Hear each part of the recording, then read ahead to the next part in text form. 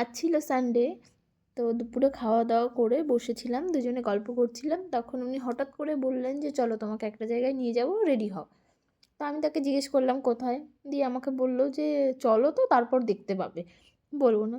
তো ঘুরতে যাওয়ার কথা শুনলে যেমন মানে সবার আনন্দ হয়, আর আমি তো লাফিয়ে উঠেছি যে চলো চলো, তাড়াতাড়ি করে রেডি হয়ে নিয়েছি, চলো বলে। তো তারপর দুজনে রেডি হয়ে বেরোলাম। ও বাইকটা ঘুরিয়ে নিচ্ছিল, তো আমি এখানে একটু ঢং করছিলাম, বলছিলাম যে আমাকে বেশ ভালোই দেখা যাচ্ছে, তো তোমরা সবাই কমেন্ট করে জানিও আমাকে কেমন লাগছে। না না না না না না, শুধু আমাকে নয়, আমাদেরকে কেমন লাগছে সেটা জানিও। বেশ অনেকটা রাস্তা পেরিয়ে আসার পর একটা গ্রামের কাছে এসে পৌঁছাই। সেই গ্রামটা ক্রস করার পরেই আমরা এসে পৌঁছাই পুরুলিয়ার সুরুলিয়াতে মিনি জু বলে একটা ছোট্ট একটা জু ছিল, যেখানে অল্প কিছু পশু ছিল। তো তারপর এখানে আমরা টিকিট কেটে এন্ট্রি করে নিলাম। তো ঢুকতেই প্রথমে আমাদের দেখা হয়ে গেল ভালু মামার সঙ্গে। তারপর ভালু মামাকে টাটা করে আমরা ভেতর দিকে যতটা যেতে লাগলাম, তখন দেখতে লাগলাম এক ঝাঁক মানে এত প্রচুর প্রচুর অগুন্তি হরিণ ছিল সেখানে।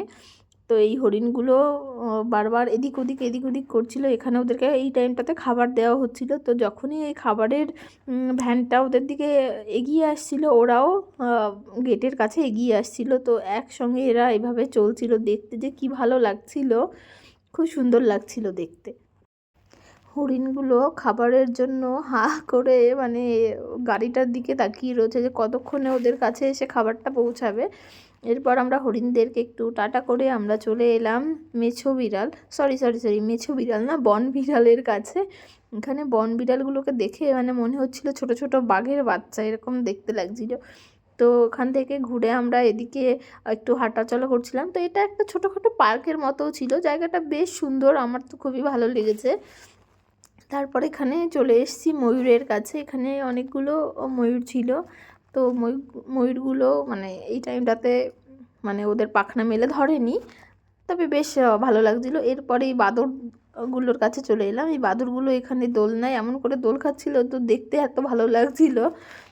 আর এখানে দেখো এই যে ভালু মামা, আরেকটা ভালু মামা গাছের সঙ্গে পিঠটা ঘষাঘষি করছিল, মাটি পাতার মধ্যে গড়াগড়ি খাচ্ছিল। তারপর এখানেই পার্কের মধ্যেই একটা ছোট্ট মিউজিয়াম মতো ছিল, যেখানে মানে দেখানো হচ্ছিল যে পুরুলিয়ার যে ঐতিহ্য পরিবেশটা, মানে পুরুলিয়ার ছৌ নাচ, বিখ্যাত যে ছৌ নাচ বলে সেটা। এখানে অনেকগুলো পাখি, পশু, শেয়াল এগুলোর কি স্ট্যাচু করা ছিল। তো তারপর এগুলোকে ভালো করে ঘুরে দেখে দুজনে আবার বেরিয়ে পড়লাম বাড়ির উদ্দেশ্যে। তো টাটা।